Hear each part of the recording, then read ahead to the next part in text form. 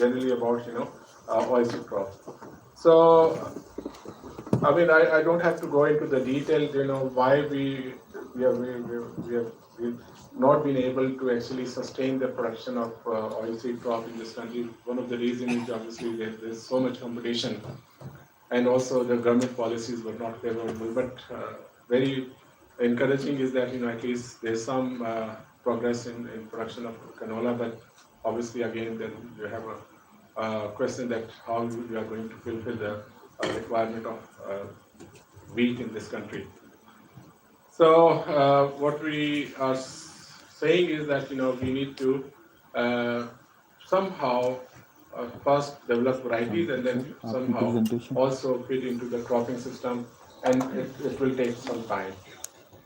Now this is a very interesting slide that you show that if we really want to have a substantial increase in oilseed production, we need to.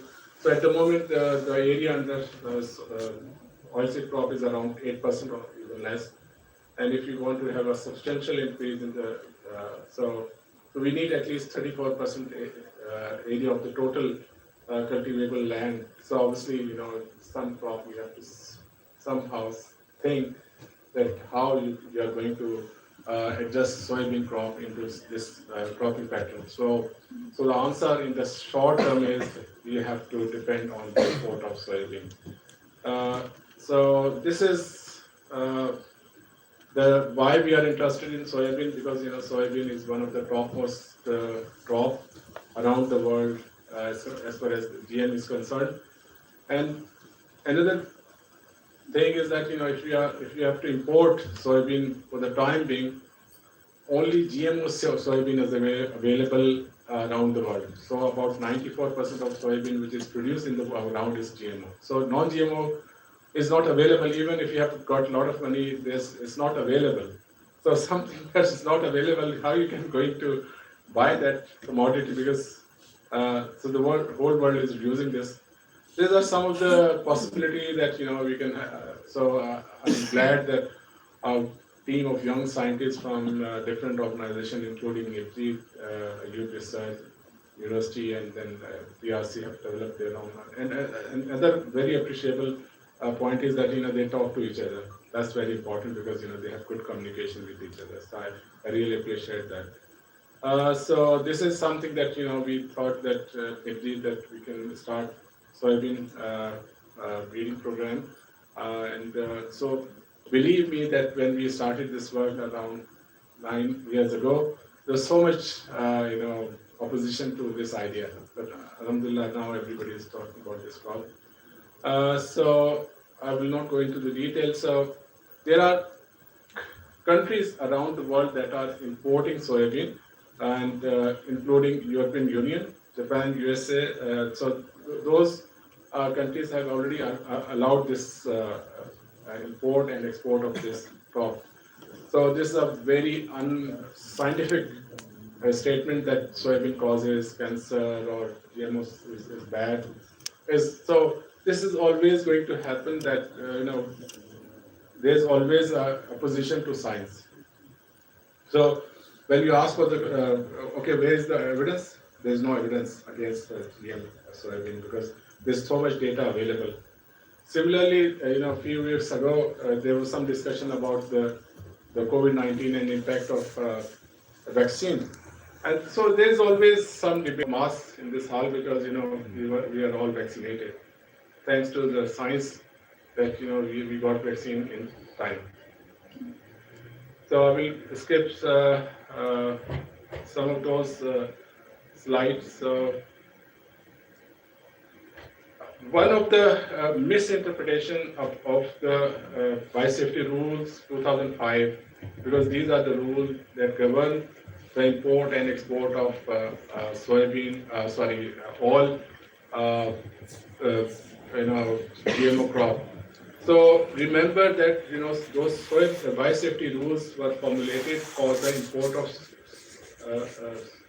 GMO seed. Those seed rules are not the same when you are importing soybean for meal, because what happens is that as soon as this soybean arrive in this country, what happens is that this is crushed, and then the soybean meal is now used by. So this is not the same as importing seed, because it is a different ball game. So I think that we must understand. So because some of our senior colleagues of Costa Malik and others, they were involved in formulating this biosafety rules. So at that time, it was for the rules for import of seed are different, and rules for import of for grain purpose is different.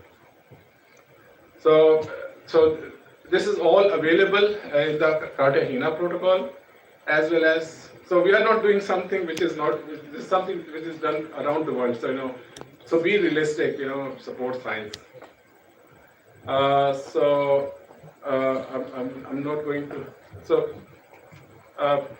this is my take-home message: is that many countries allow import of GM corn and soybean for processing of plantation. Solvent industry in Pakistan has developed capacity for seed crushing, and industry demand licensing for import, not plantation. That's very important, because we confuse things, that when we are saying that soybean has to be imported, it's not for seed purpose, it is actually for grain purpose.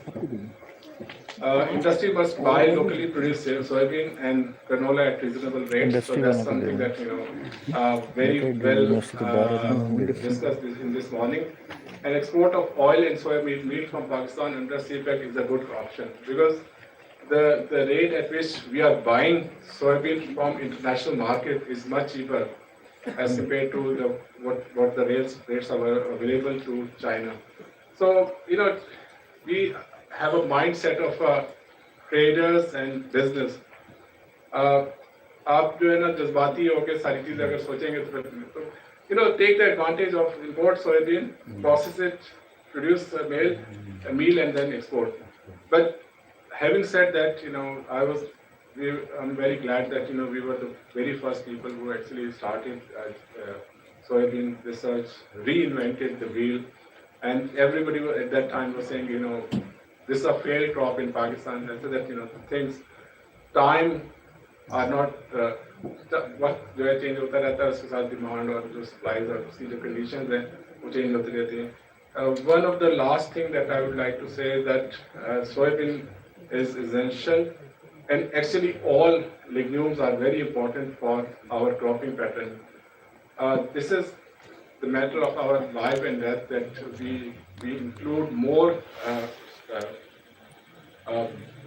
legume crops in our cropping system, whether this is cold season legume or hot season legume or whatever is the cropping pattern. So I'm very glad that to see that there are so many lines and materials which have been identified by all these young guys.